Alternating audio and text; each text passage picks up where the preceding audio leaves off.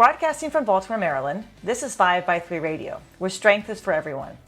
I'm your host, Emily Sokolinski, owner of 5x3 Training, a strength and conditioning gym in Baltimore, along with my co-host, Rebecca Fishburne, founder of Cornerstone Strength Maryland. Each week, Rebecca and I will discuss the ins and outs of strength training, why there is a no one-size-fits-all approach, and why strength is so important in our daily lives. Thanks for spending some time with us today. Now, on with the show.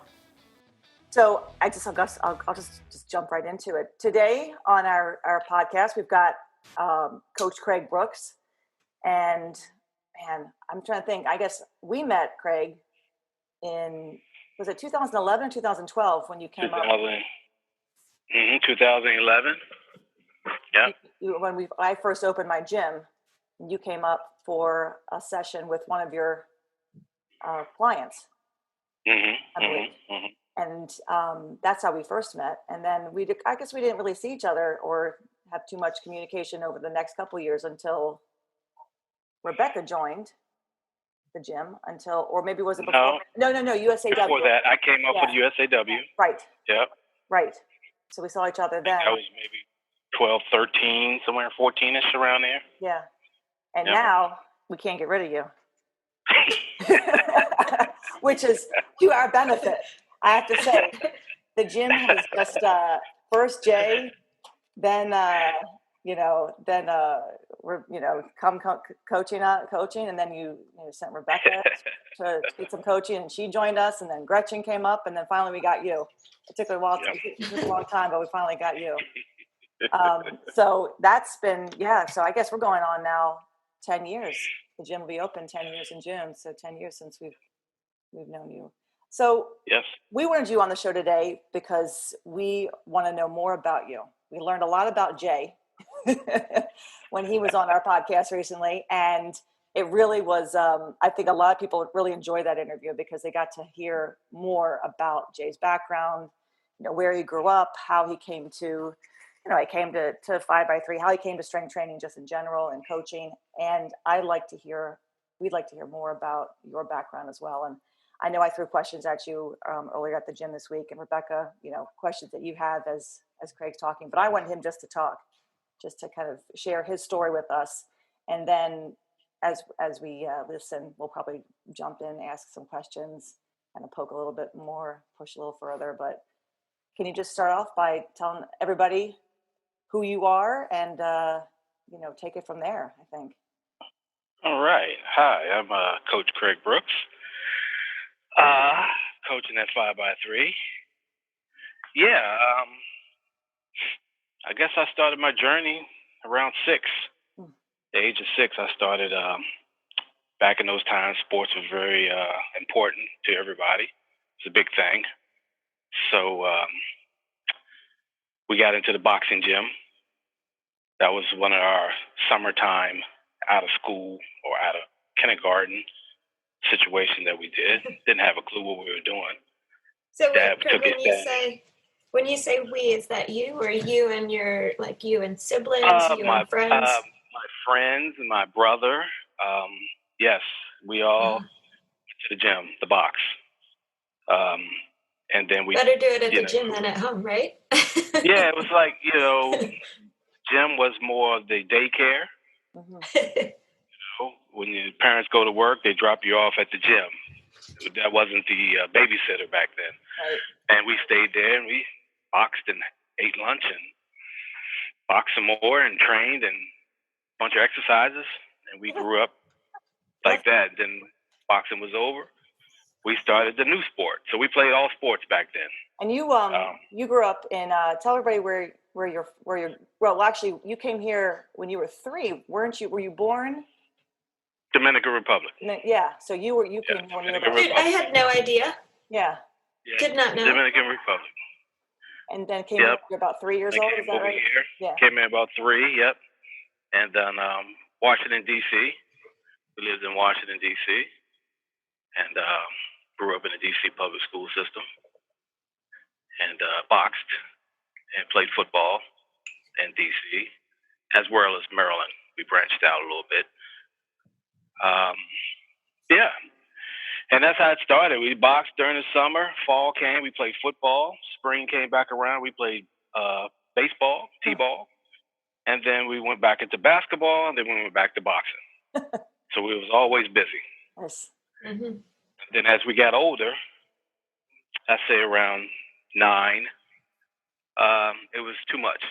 Too much going on. Parents working. They couldn't take you to practice, so we always had to catch rides or walk. And then we just trying to eliminate some of the sports that we did. Baseball was great, but we wasn't that good in baseball, so we let that go. And then football stayed with us, and boxing stayed with us. We eliminated basketball. And so we focused on, or I focused on those 2 sports in general. And took it to the next level. We trained out of Sugar Ray Leonard's gym, which is located in Palmer Park, Maryland. Our coach was Roger Leonard, which is Ray's older brother by 2 years. He was a 4-time champion in the Air Force in boxing. And he was better than Ray, but he didn't get the notoriety like Ray did. So we trained under him, and he kept us together. We traveled all the fights. Because Ray was traveling at that time. He was big at that time, back in the 70s. Ray, of course, won the gold medal in the Olympics. And so we got to visit that, get to see that. We got us and the other teammates took into the fights to see Ray, which was, for us growing up was a big opportunity because we didn't really leave the city. Right.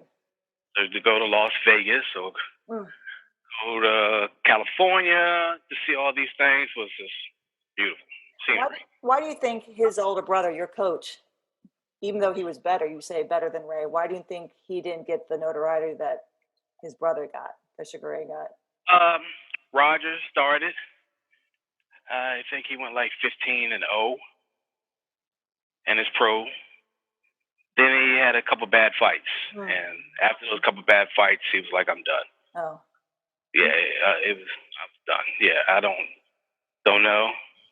I think Roger right now might be 67, but at that time, yeah, he was done. He just stayed focused in the gym. He coached Ray as well, and did his family thing, and that was it. Ray just took off. Yeah. Yeah. So. And so did we. I keep saying we, me and this other young man that was like my right-hand man. He was in the Olympics as well with us. He was powerful. He was my driver. He was a year older than me, but he was my driver. And we battled. We always fought in the gym and out the gym. On the playground, he might say something, I might say something. So it's one of those type of things. Even on the football field, we played Pop Warner football together. We was always against each other, so we was always competitive. Yeah. And he pushed me, I pushed him. He died a few years. He died like 18.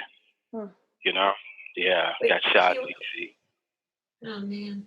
Yeah, the thing about that, he was going to turn pro. He was turning pro. We were juniors, so you could turn pro at the age of 18.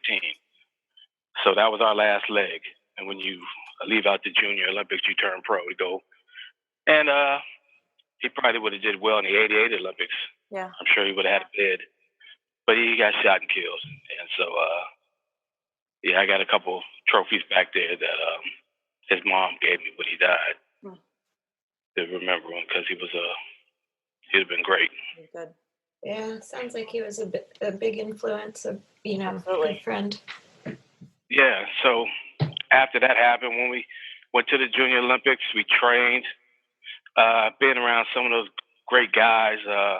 At that time, the Olympics was going on, which was Pernell Whitaker, some names that people might know.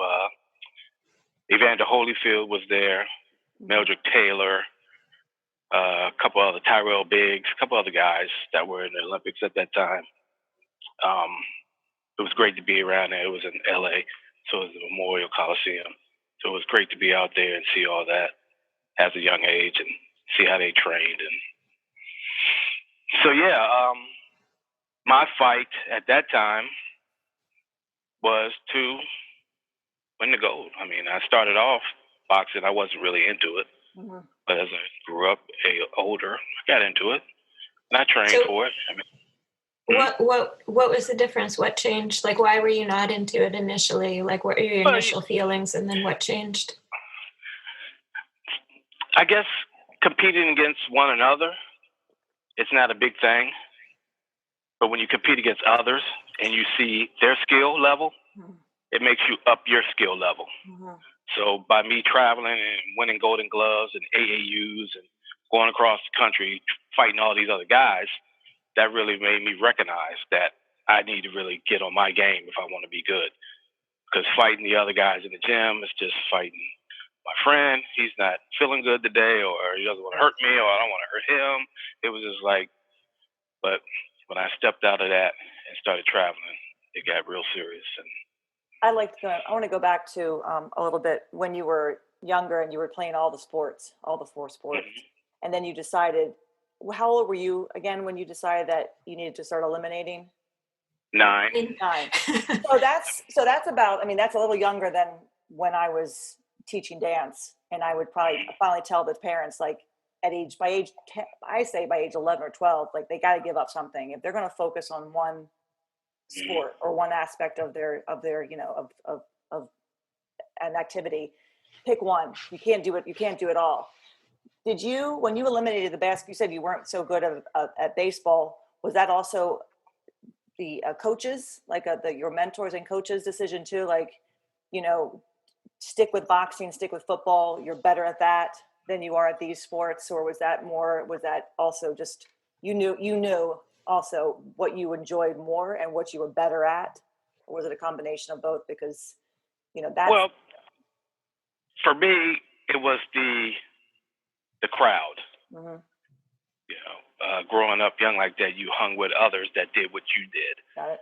So therefore, nobody was going towards baseball. So I felt like, I want him to go with me to baseball practice. Now I have to go by myself. Right.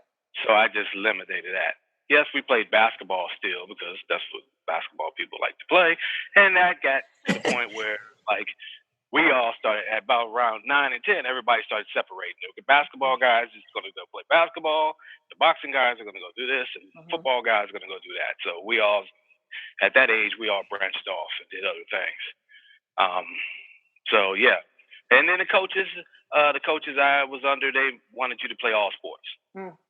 They wanted you to play. They didn't want you to get serious about it and pick it. I know nowadays these coaches want you to pick a sport and stay with it, but back then it was like have fun. Enjoy your little childhood, and whatever comes out of it, comes out of it. Mm-hmm. And so that's what I did until about 9. And and I played football as well. We did well in football. Excellent coaches. I used to go to Disney World, play in AAU Pop Warner, and won championships down there. I was running back. So I had 2 goals on both sides. Wanted to achieve. And that's how how it went for me, just boxing would go all year long till football season, fall. Then football, I leave boxing and go back to football from the fall to the spring. Then go back to boxing. So I had 2 sports that carried me all year long. And that's how I took it. So fast forward now a little bit, after winning when you won the Junior Olympics, won the gold. Mm-hmm. Did you compete again after that, or was that, how? Well, after that was my time to turn pro. So it was a decision to make. Did I want to turn pro? But came home in August of that year, and I said, football is about to start. So, I'm going to football. When the family was like, okay, now we can turn pro. You've got this under your belt. We can start doing some big things, and da-da-da-da. And I was like, nah, nobody's boxing anymore. Everybody's going to football. I'm going to football. So it was my freshman year of high school. Played football. two games in, I got moved up to varsity. So I started playing varsity football, and felt great. Felt great. Went through the whole season, felt great, and then football was over. Here comes boxing again. So it's like, what do you want to do? I really don't want to box anymore. Why? I'm tired. I'm burnt out. Yeah. Burnt out. I mean, you got so much potential. You could be this. You could be that. You could be this. Yeah, 15. You're burnt out at 14, 15. Yeah, I'm burnt out. I'm like, I don't want to do it anymore. All the hours in the gym, all the hitting, all the running, all the lifting. Oh, I was like, no, I just want to do football. And so then that's when the coaches came to me and was like, hey, you're kind of special here. If you stick to one sport, we can make that happen. So, of course, at that age, I was like, okay, I guess that's what I'm going to do. And that's what I did. Stuck to football, started lifting more, eating more. I played running back at the time. So I had to put on some size to take these hits. And it worked out for me. My parents wasn't too happy about it. Mom, she was like, hey, whatever you want to do, baby. But Dad was like, I think you should stay with boxing. Back then, the concussion things wasn't as big as it is now. And at that time, we had a lot of fighters in Washington, D.C. that were world champions. A lot of fighters, from Riddick Bowe on down. So, and I was friends with these guys, and they would always pull me to the side and say, Young B, that's what they call me, Young Brooks. Young B, stay with it. Stay with boxing. Look how I'm living. Look what I got going on. Look at this. You can get endorsements. You can get that. And it was just stressful. It really was, because I didn't know what to do. Didn't know what to do, especially when football was over. I got calls from everybody, trainers, coaches, out-of-state coaches. Well, you can come train with us over here. But no, I'm loyal to Ray Leonard. I'm going to stay here. And I just didn't do anything. Why do you think it was so hard to make a decision between the two? What was it about football that drew you in? Versus, was it just the fact it was just different? It wasn't boxing. It wasn't the long hours, or what? I don't know. I think, it's competitive. I like the hit. So boxing was part of that, and football was part of that. Right. But I don't know. I think the success I had in football was more than boxing, even though looking back, the success in boxing was more than football, right? Because I didn't go to the next level in football. I just went to college and played, but I didn't go to the pro. So that's the level when I had the opportunity in boxing to go pro. Yeah. But then that there doesn't mean my pro career would have ended out any good in boxing. Yes, I won the gold. That's a great achievement, but when you turn pro, the gold is out the window. It's all 0-0, start from scratch. And I know in the boxing game, they give you a few fights in the beginning to pad you up. And I don't know if I was ready for that at that time. Yeah. Because I didn't know how the situation worked. Yeah, and I guess also with football, you're part of a team. Yeah, that's what I was hearing. It's not just you. It's like the entire group, the entire team is part of that win or loss. Whereas you in boxing, it's you. It's nobody else. It's just like you. As you became more advanced in boxing, did it become more of like an individual thing as opposed to when you started and it was you and your buddies and you were all doing that together? So. Yeah. It was always, it was, for me, it was always individual. I like to work alone, as you ladies probably know. Yeah. I talk to myself. I get myself, ready for the task. Right. So, it got it more individual. And then also, I lost my friend. That took a lot out of me too. Yeah. Because I know he would have been there. Sure. Shining. So I was like, I don't know if I want to do this anymore. Yeah. So I stuck with football. Played all 4 years. Came out pretty good. Got a scholarship. And played football in college. So where did you go to college? I don't know. I went to Hampton University. Okay. Down in Hampton, Virginia. HBCU. Nice. Yep. Went down there. Played ball. Tore my ACL. Second year in.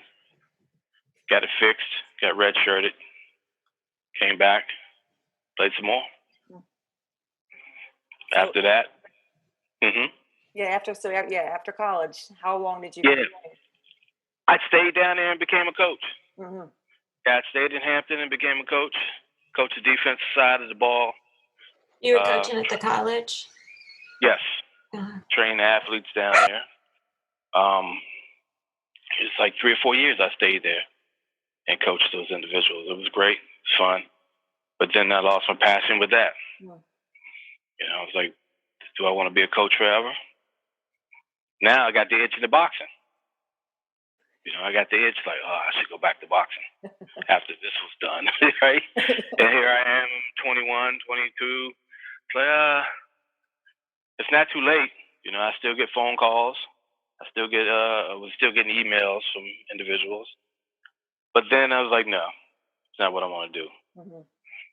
So at the time, I've always been a barber. Well, I've always cut hair, I should say. This is what I want to know. When did you open up and start your own business? This is.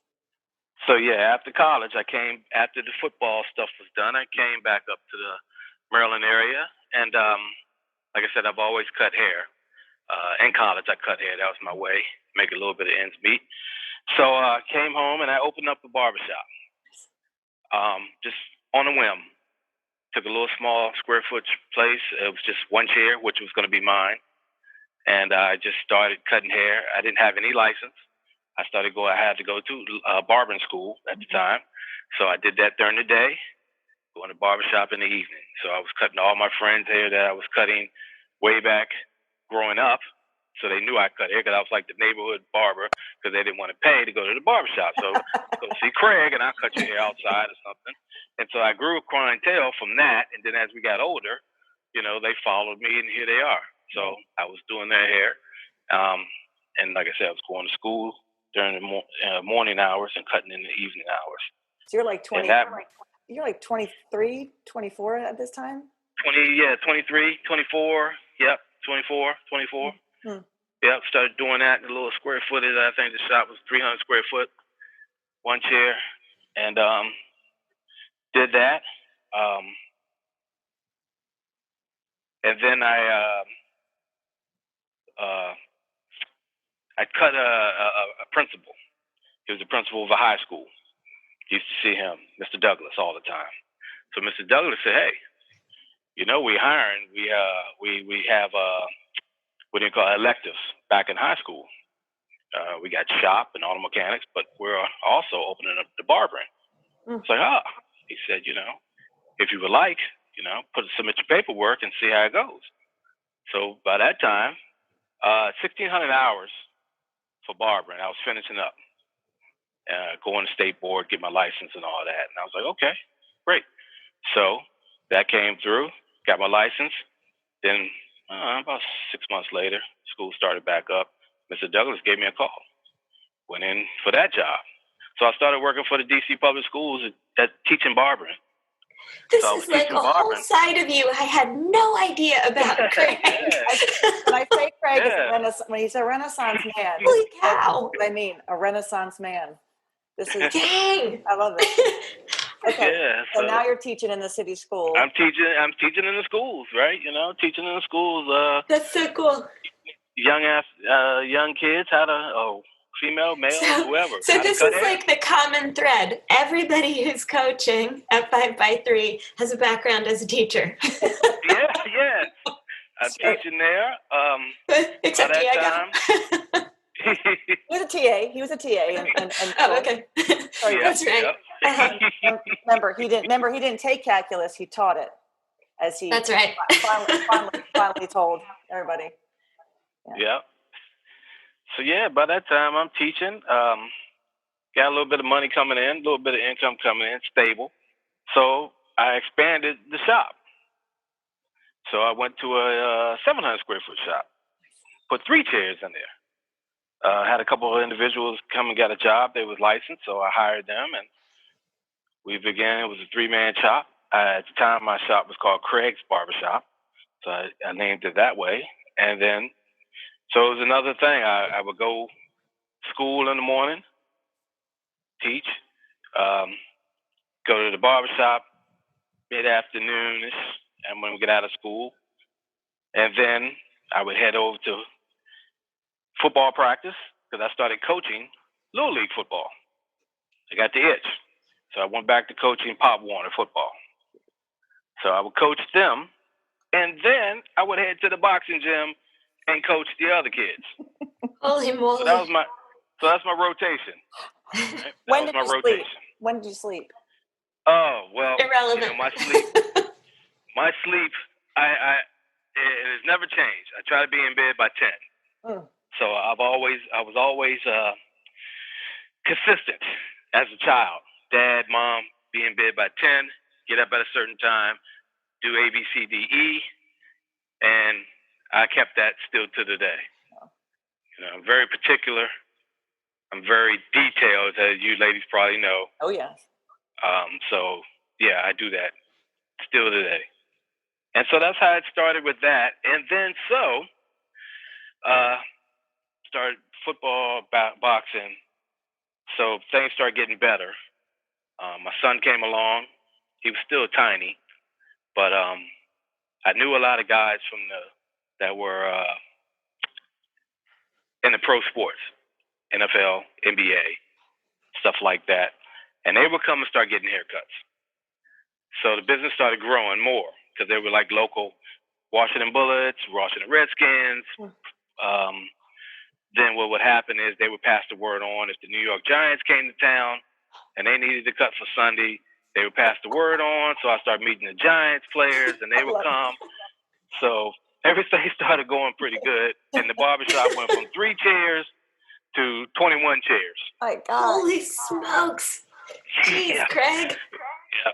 I moved into a 2,500 square foot building and took it from 3 to 21.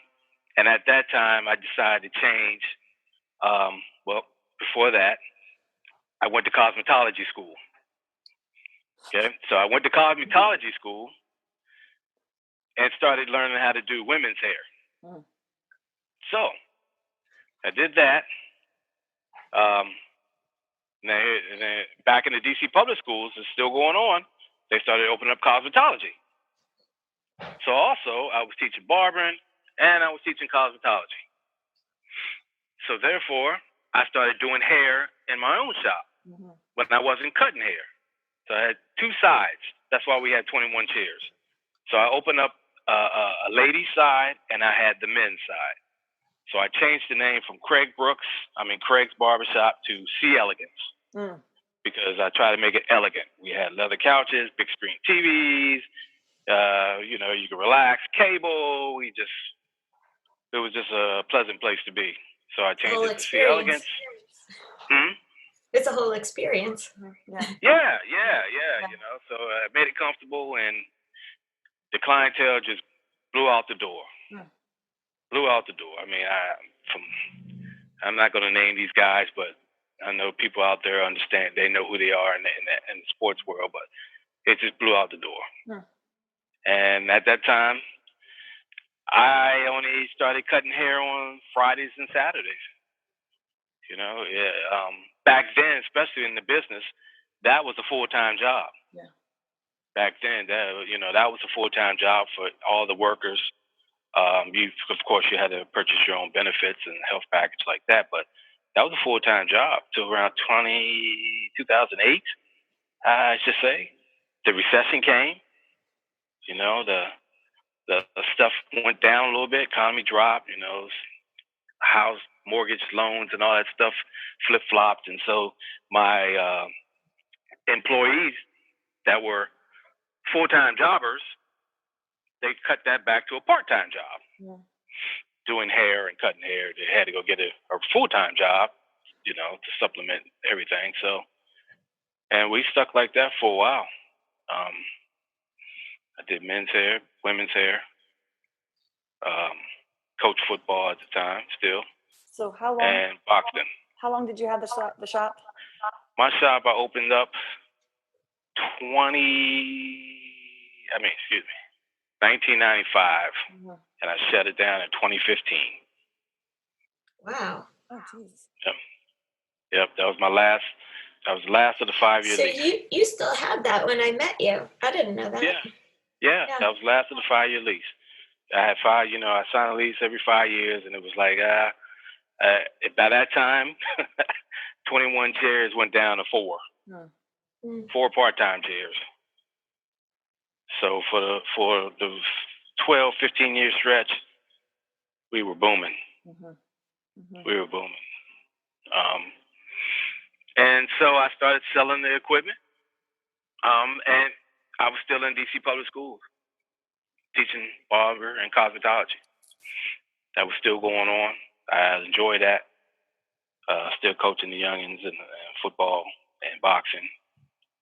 My son was born. He came around, and he started getting older.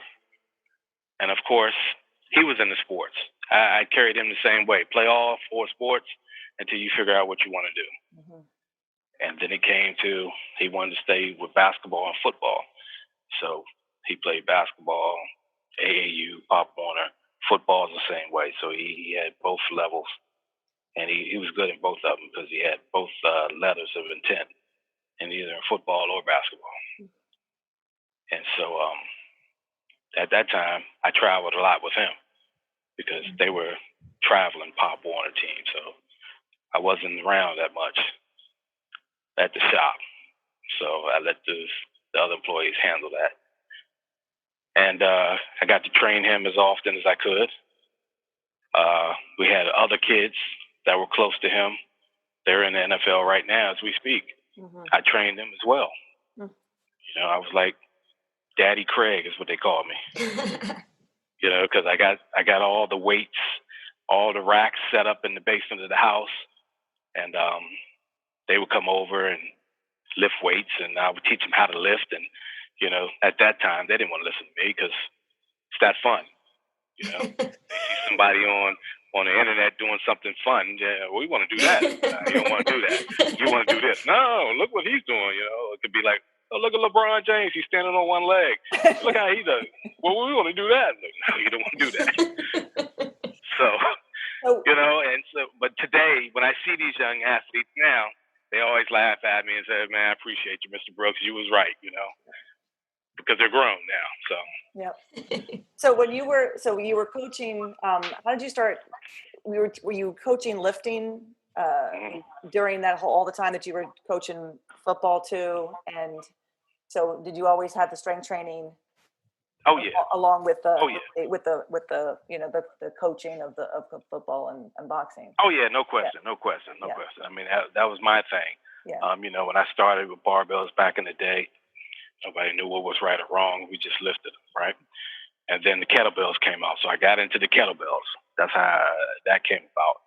I liked that, and I started lifting kettlebells and using barbells and kettlebells. And it's funny because I never used a machine in my life. Never been on a machine. I've always used barbell or kettlebell, whether I was lifting wrong or whatever you want to call it. And I just started getting better at that. And then I said, you know what? It was a kettlebell cert in L.A. I know I had to go out there for boxing with one of the young guys. And I took the cert, and I passed it. It was 3 days out there doing a whole lot of various kettlebell movements, snatches, and overhead stuff. And so I became kettlebell certified. I really got serious into it. I just went out there on a whim because I played with kettlebells on my own in my house. I got all sizes. So it wasn't. Yeah, you got some cool looking ones too, with like the faces and. Yeah. You got some scary looking ones. Yep. And so I bought all sizes. I was using them with my son. We used to go out 3, 4 o'clock in the morning. We used to sneak into the high school track, climb the fence, and get out on the track with kettlebells. Walk. I used to have him do walking lunges, holding 2 kettlebells in his hand, 400 meters around the track, walking lunges. At 4 in the morning. That's what I did. You're such a fun dad. We was just antsy. And that's why he turned pro. So tell everybody, your son played for what team he was in Colorado. Okay, so he went to Clemson. He graduated from Clemson, and he got drafted to Seattle in 2016. he got drafted by the Seahawks in 2016. So he played with them for a couple of years, and then he got released. And then Denver picked him up. So he went to Denver, and he was with them for a few years, and he got released from there.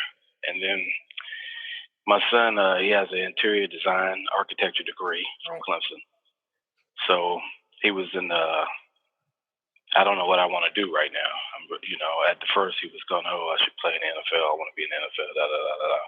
Then all that, when that fell through after he got released from Denver, he thought he was going to go ahead and pursue his architecture side of everything. And then he got a call.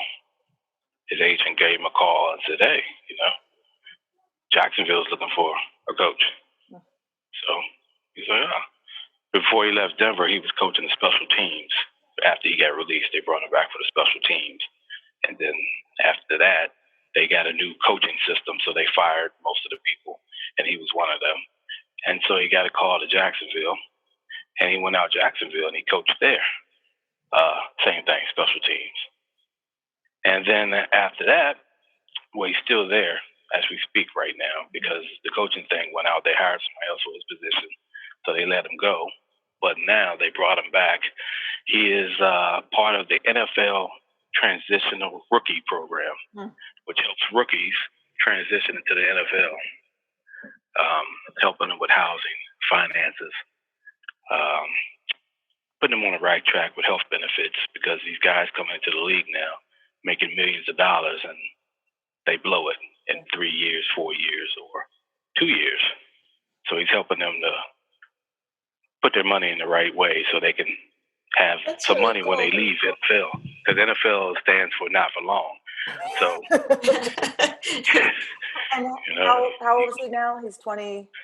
He's 27. 27. He's so young. Wow. Yeah. So, he's happy with that. That's stressful, It's a good thing to be doing. Yeah, it's longevity. Yeah. I tell them all the time.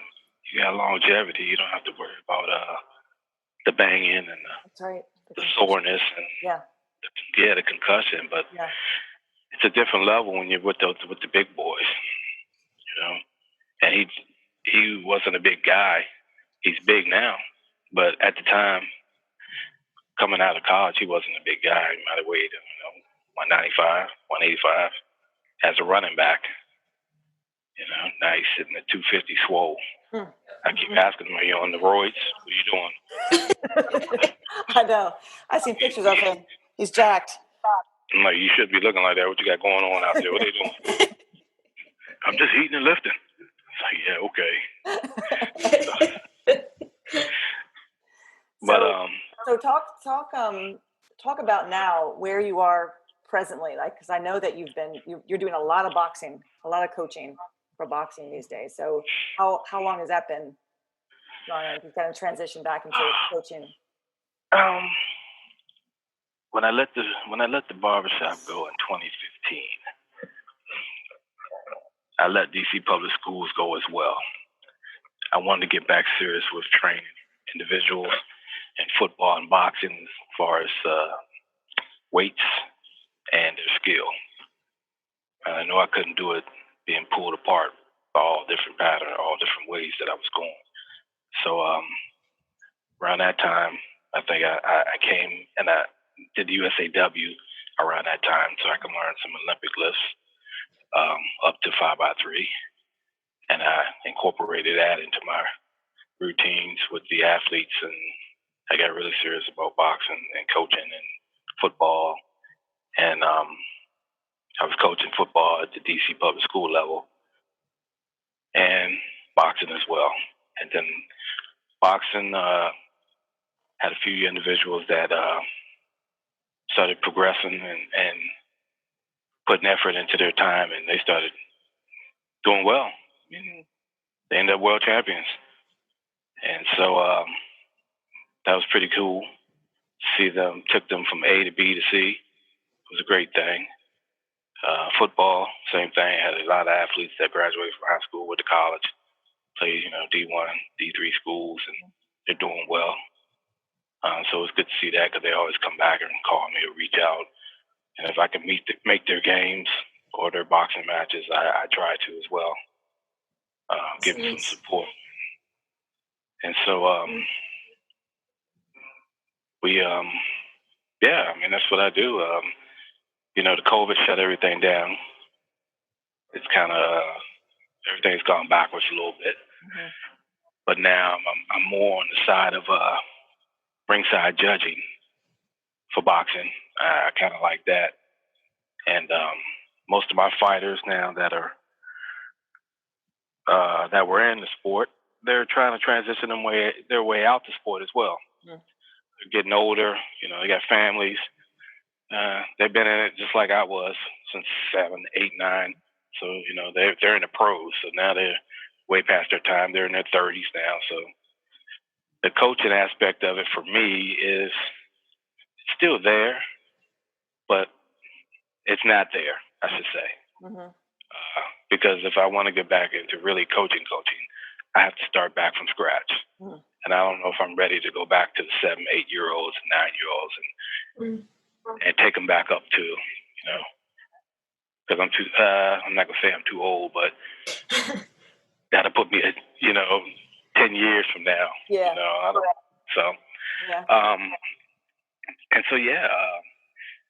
I got an email the other day. They said that the football is going to start back up in March 1. So I had a lot of individuals on my team last year in high school that were getting letters of intent. So hopefully they can perform well to succeed and go to the next level. Mm-hmm. That's what they want to do, get to the college level. And so we'll see. It's my job to get them there. Yeah. And so, I've been coaching movement, technique, detail, all that stuff for many years. So I see a lot of things. I see how things are right or wrong. I see how foot movement, body movement, whatever you want to call it, whether it's the boxing, football, barbell, kettlebell, whatever you want to call it. Yeah. I see when things aren't right. And the barman helped me. The barman really helped me focus on detail. Mm-hmm. And hair. It really helped me focus on detail to catch that eye on detail, because you got to have it. I can't have Rebecca walking out of here with one side lopsided, or that's how I walked in. Or highlights aren't blending into her head, and everybody's like, "Where'd you get that done at?" And same with the guys. The guys were on TV, and they got to look their best, so I got to give them their best. And so that really made me focus on detail as far as that and myself and everything else I do. Yeah, that's so true. I mean, attention to detail is, everything. I mean, you and I were talking about that. I mean, what your background is will definitely, bleed into how you coach and how you look at someone and see how you see something. Some of us, we see bodies, other people see angles, other people see, you see the little details that someone else may not pick up because your eye has been trained to key in on like heads or, arms. I mean, I'm looking at somebody, I'm looking at a dancer, someone, how they're moving, how their knees are going out, how they're holding their arms. I mean, all that is a part of me. Translate right over to the barbell. You can see shoelaces tied 3 feet away, tie your shoe. You didn't notice that. I could see that. Oh. But yeah, it just transfers over, anything you see. So it's always been a part of my life, and it's for myself. I do it myself. Same thing. I get under the bar. I'm very methodical with what I do. I got to make sure my steps are right. Got to make sure my hand feels right, my wrists are right.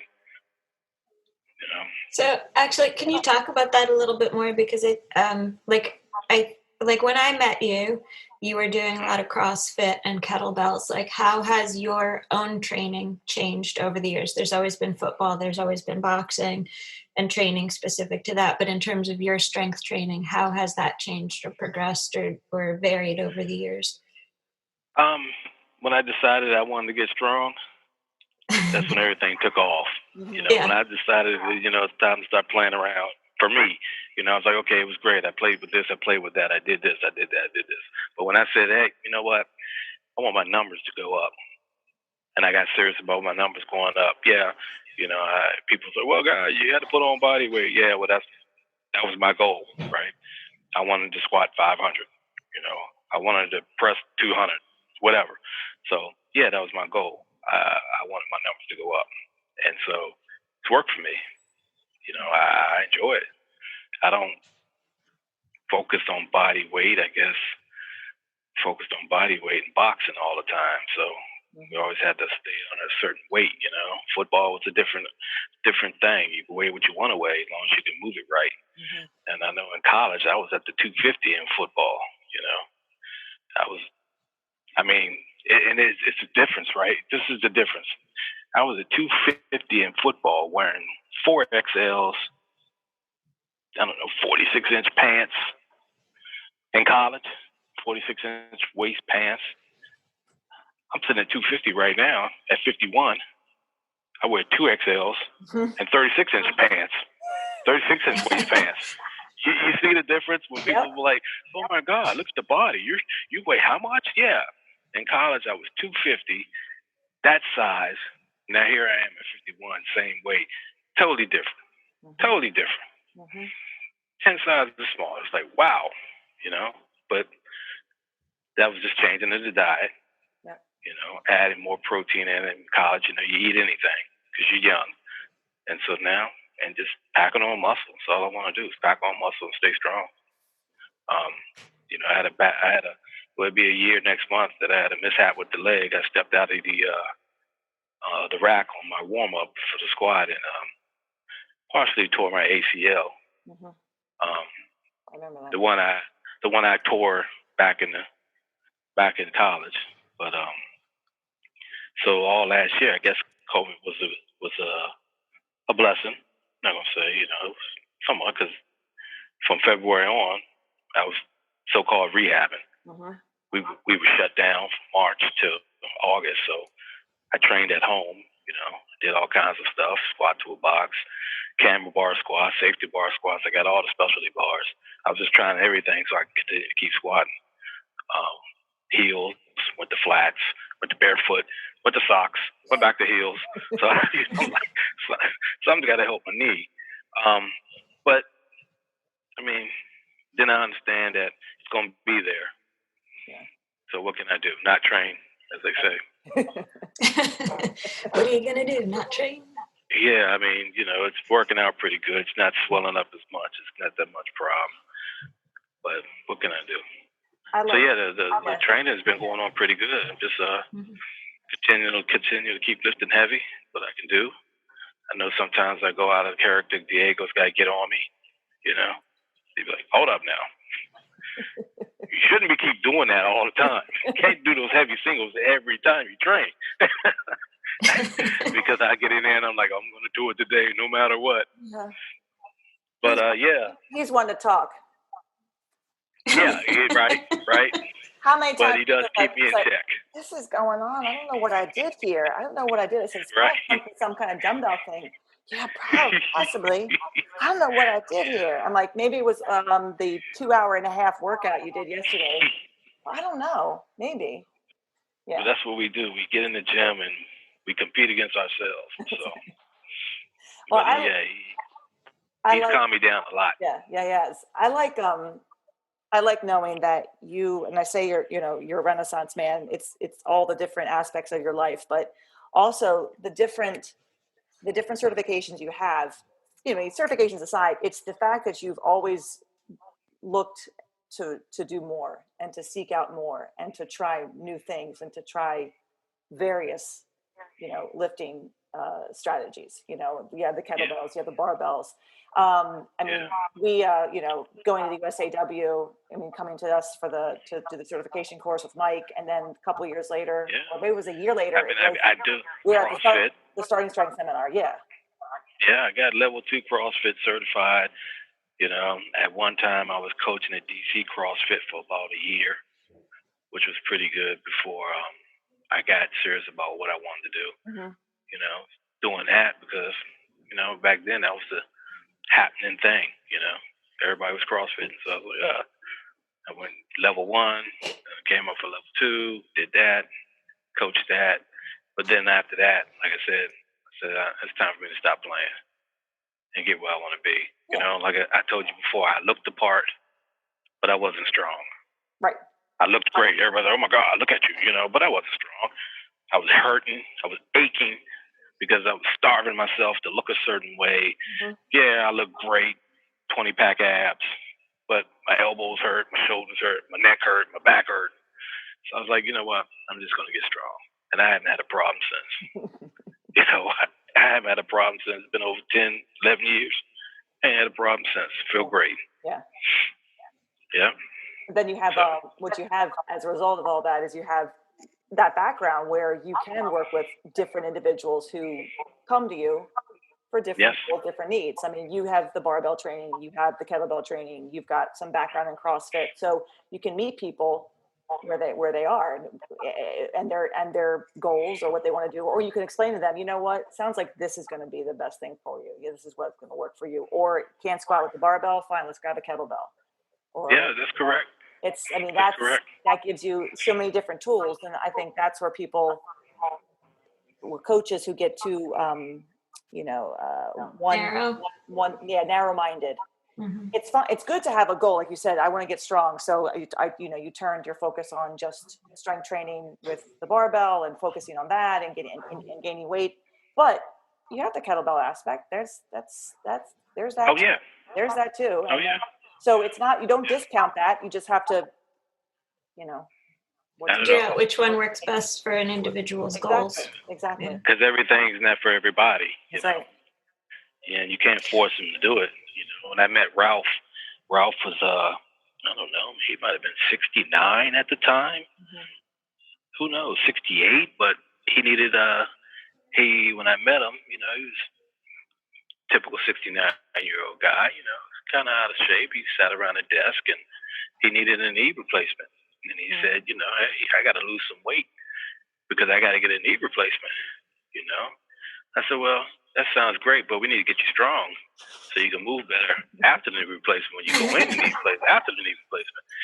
And, me and Ralph, we had butted heads a couple of times because, coming from his background, he reads a lot. And so, the experts say you should do an X, Y, Z, not over there. So, but he agreed with me. And if you ask him today, he'll tell you.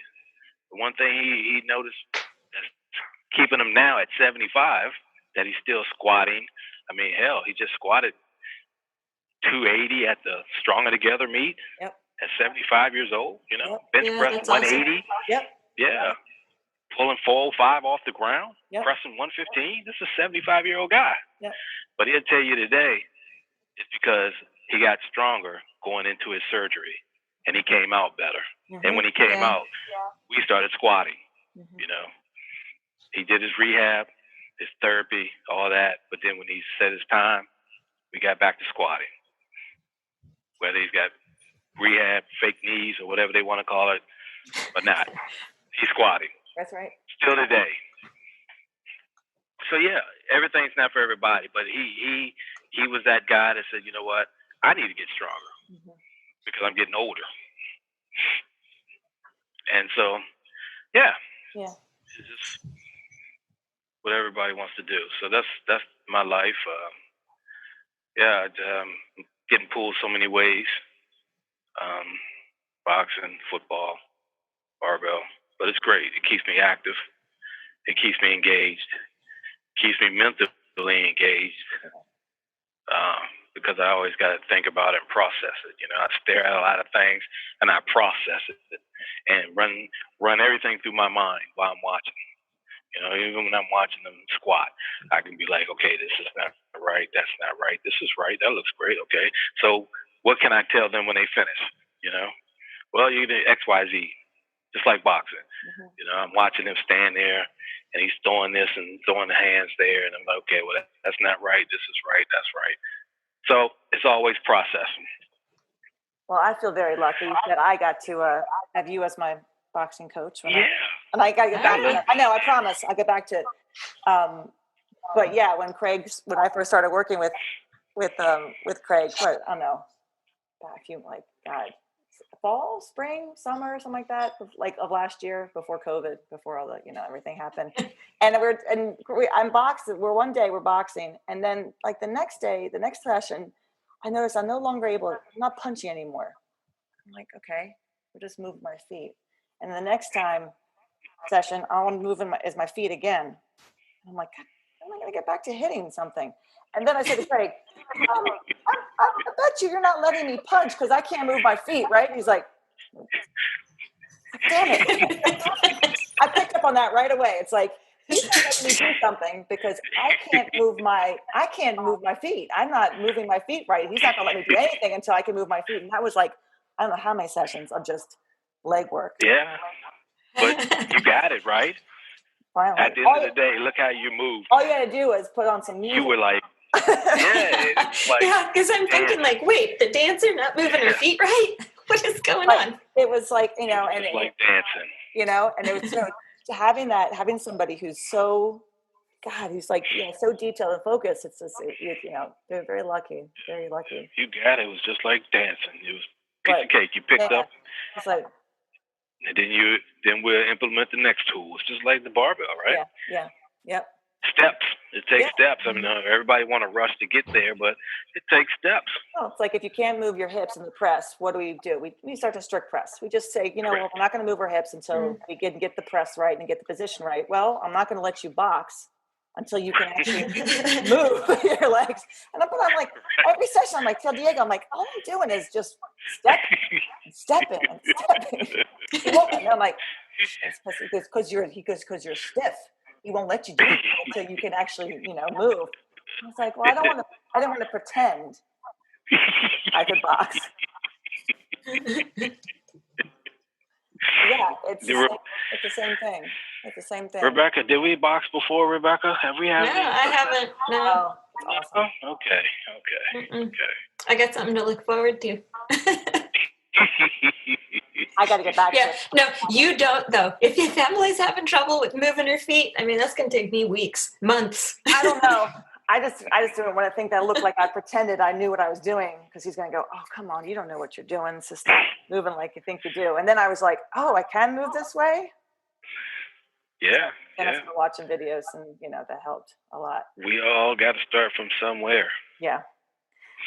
It is, it's about 1:00. I don't want to keep you, because obviously you are a busy, busy man, but I think I kind of want to continue this. I feel like there's a lot more possibly to talk about. So we might have to do a second interview with you.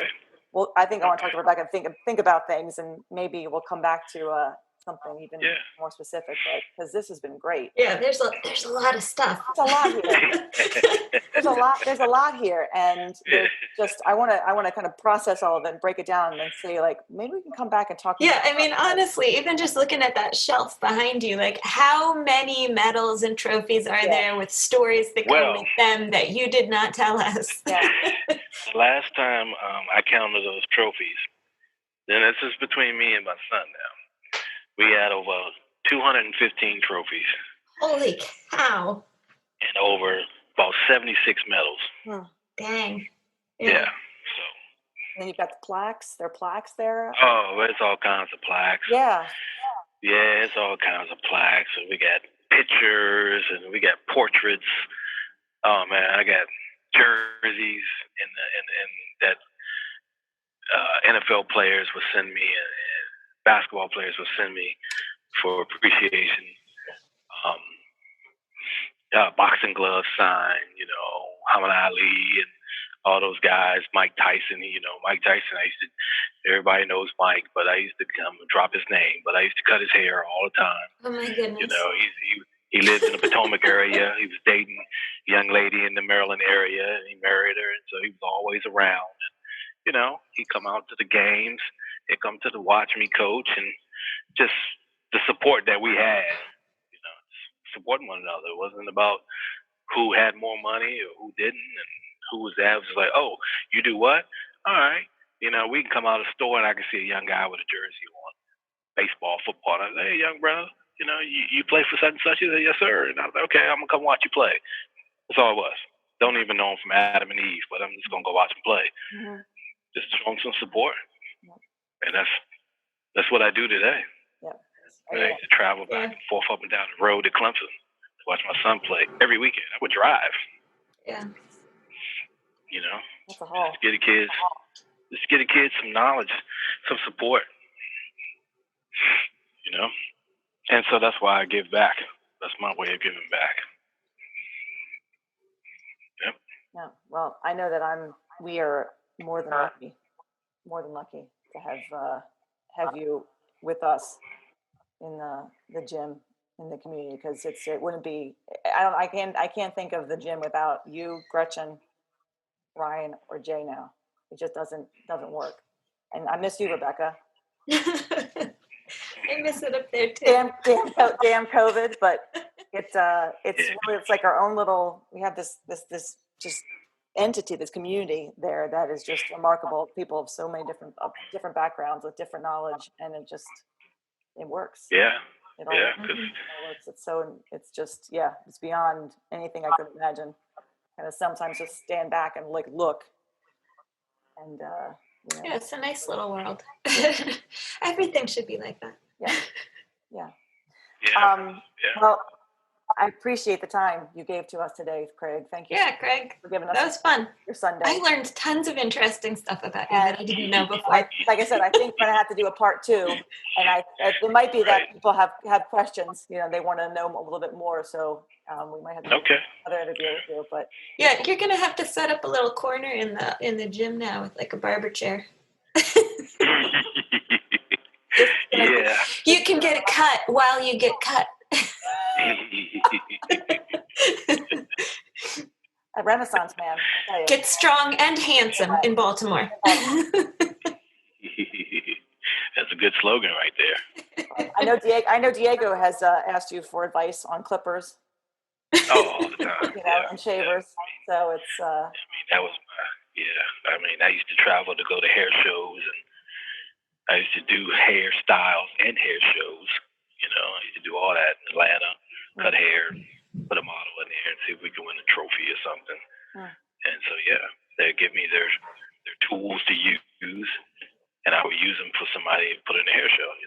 Yeah. So I knew all about the clippers and all that stuff. So Amazing. Yeah. Well, thank you again. We this is awesome, and I said we'll probably have to come back and do a part 2. Yeah. Okay. All right, Craig. Thank you very much. Hey, thank you. I'll see you tomorrow. Hey, it was great to see you. Hey, Rebecca. Even if it's through the computer. Miss you. Hey, you be good. Take care of those kids. Yeah. Emily, I'll see you tomorrow. I'll see you tomorrow. Thank you so much, Craig. Take care. Bye. Bye. See ya.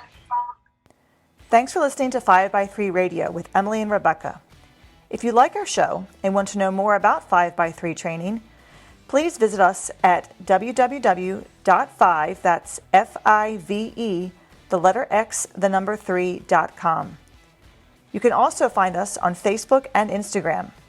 To learn more about Rebecca, please visit her website, cornerstonestrengthmaryland.com. Thanks for listening and have a great week.